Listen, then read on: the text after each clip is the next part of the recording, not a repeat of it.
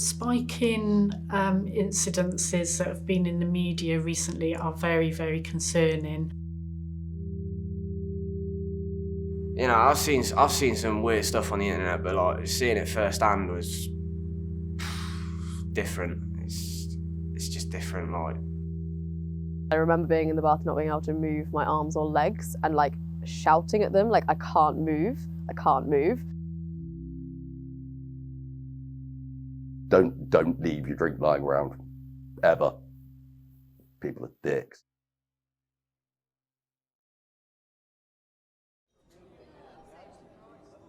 My name is Matt Thomas. I've worked in hospitality for the last 3 years. I witnessed a spiking in my old pub. So it was very busy Friday or Saturday night, so pub was packed, most tables are taken, standing room only pretty much. Must be about 9:10, girl got spiked, and then must have been another hour of that, another girl got spiked. Unfortunately, the first girl has to be taken away in an ambulance. Fortunately, the second girl wasn't as bad. I think she just got picked up by her parents or by a trusted friend or something. I didn't really witness much of it, but from what I saw, it was pretty harrowing. It's just this girl in my manager's arms, just like on the floor and unresponsive. Like, he's literally like clawing sick out of her throat. It's a bit horrible to think about. Like, thinking about it now, it's just like, why the fuck would someone do that?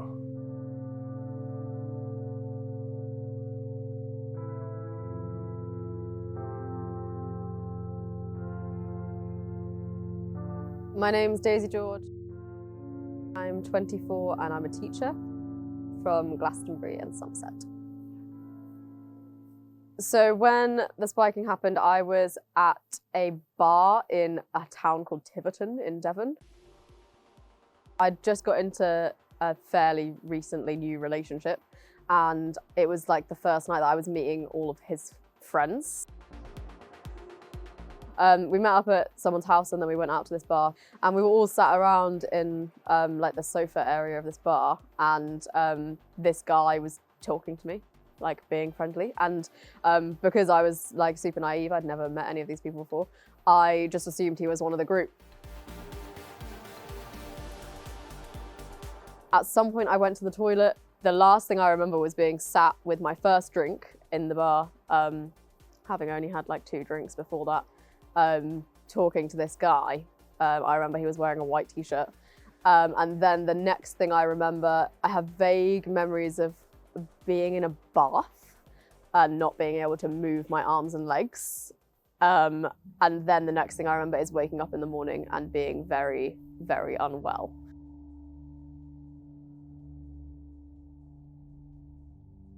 If you think someone's been spiked, if you're in a venue, alert a member of bar staff or security, because they're there to help you. It's not your fault. They're not going to kick you out for it.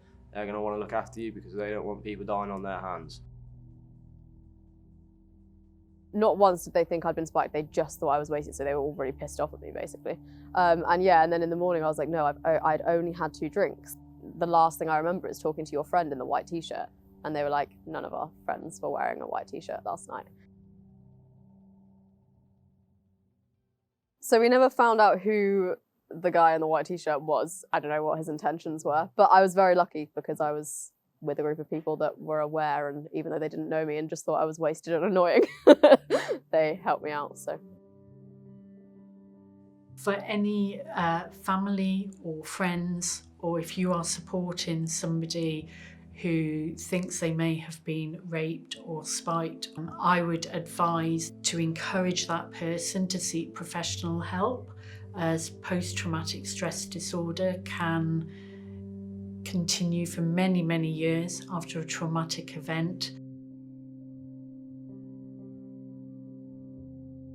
If I found someone in a state of unconsciousness, if it's necessary, putting them into a recovery position, get them a sick bowl, water, especially if you think someone's been spiked. If they still have the drink they've been drinking from, it's always best to keep that drink and then go and find a testing kit to see if anything has been added to that, and then you can go from there.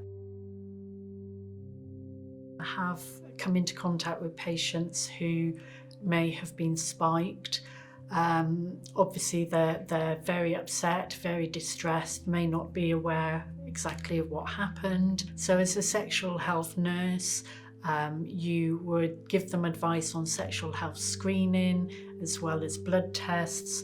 You would also liaise with your local sexual assault referral centre. They can offer counselling and advice, and if your patient wants the police involved, they can help and support the person through that process.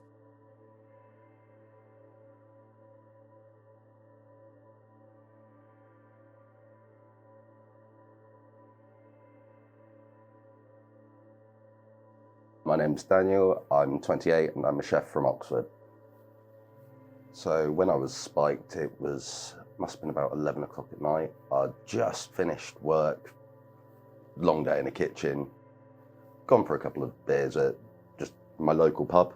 I think I'd had one, maybe 2 beers, so stone cold sober. I left my beer on the bar, popped to the toilet, came back, got about halfway through it, and just started feeling really weird, like really fucking weird. I remember little bits after that. So I remember leaving the pub, got about halfway down the road, and then I remember a baseball bat. Got smashed across the side of the face with it, and then I just have little flashes of bats and crowbars. Woke up outside my front door. It was about 4 miles away from where I was to begin with. I had a broken cheekbone, 4 broken ribs, like huge lacerations across here, so that's where the scars there's come from, and just couldn't remember anything. After piecing things together, I did eventually find out who it was. They had deliberately spiked me for the purpose of kicking the shit out of me and causing serious permanent damage. There's been recent reports in the media that somebody may have possibly contracted HIV from being spiked with a needle. You need to be screened for things such as hepatitis B and hepatitis C, which are actually more easily transmitted via contaminated needles than HIV, but I would advise that you get screened for all of those bloodborne viruses.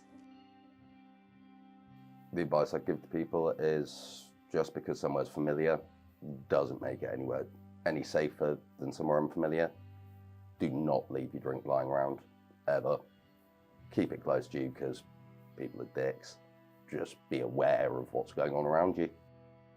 I think my advice would be just make sure you're with people that are looking out for you and that you can trust and that have your best interests and that they will look after you if anything like that happens.